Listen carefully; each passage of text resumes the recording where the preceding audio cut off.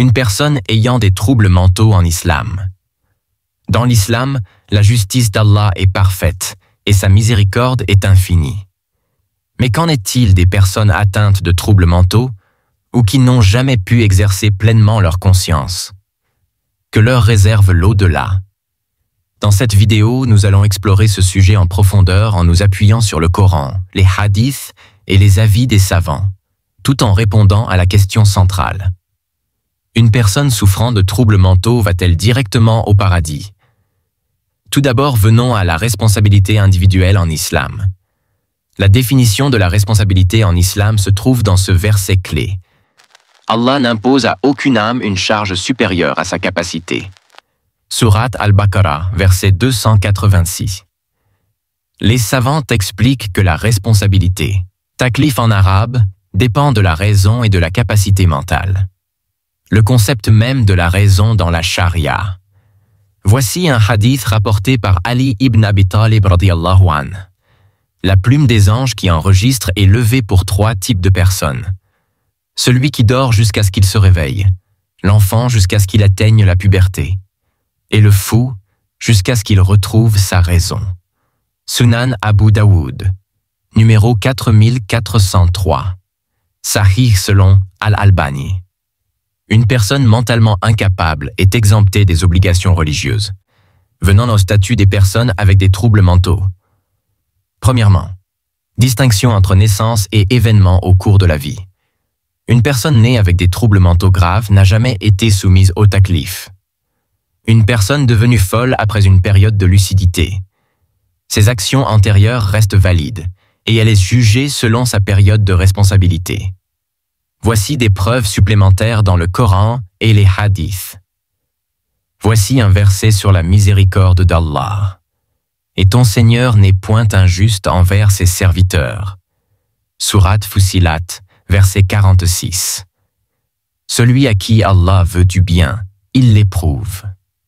Sahih al-Bukhari, numéro 5645. Ces épreuves, y compris les maladies mentales, sont une purification. Vont-ils directement au paradis? C'est la question attendue. Premièrement, le jugement d'Allah est basé sur la justice et la miséricorde. Dans un hadith Qudsi, Allah dit « Ma miséricorde l'emporte sur ma colère ». Sahih Muslim, numéro 2751.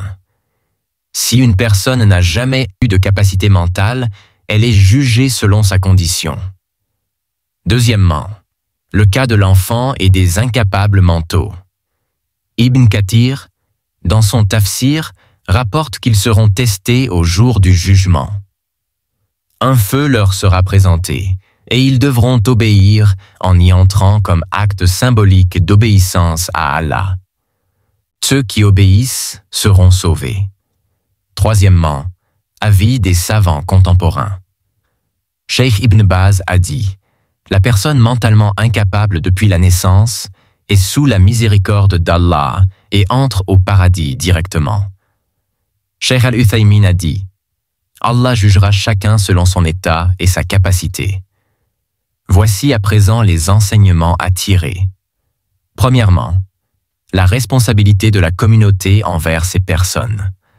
Celui qui ne montre pas de miséricorde envers les autres, Allah ne lui montre pas de miséricorde. Sahih al-Bukhari, numéro 6013. Il est donc important de prendre soin des personnes vulnérables dans la société. Deuxièmement, l'importance de la patience face aux épreuves. Soyez patients, car Allah est avec ceux qui sont patients. Sourate Al-Baqarah, verset 153. Troisièmement, l'espoir en la miséricorde d'Allah. Chaque épreuve a une sagesse, et Allah est le plus miséricordieux envers ses serviteurs. En résumé, les personnes ayant des troubles mentaux depuis la naissance ou qui perdent leur raison au cours de leur vie sont exemptées des responsabilités religieuses. Allah les jugera avec une justice parfaite et une immense miséricorde. Partagez cette vidéo pour sensibiliser votre entourage sur ce sujet et n'oubliez pas de vous abonner pour d'autres contenus enrichissants. Permettez-moi de vous parler rapidement de notre branche officielle LNGLM Tilawatul Qur'an. Si vous aimez écouter de belles récitations du Saint-Coran avec un excellent respect des règles du Tajwid, alors cette chaîne est faite pour vous. Nous collaborons avec des récitateurs et récitatrices du monde entier pour vous offrir des moments de spiritualité uniques. Abonnez-vous à LNGLM Tilawatul Qur'an. Activez la cloche pour ne manquer aucun contenu et partagez avec vos proches pour diffuser la parole d'Allah. Le lien est dans la description, Inch'Allah.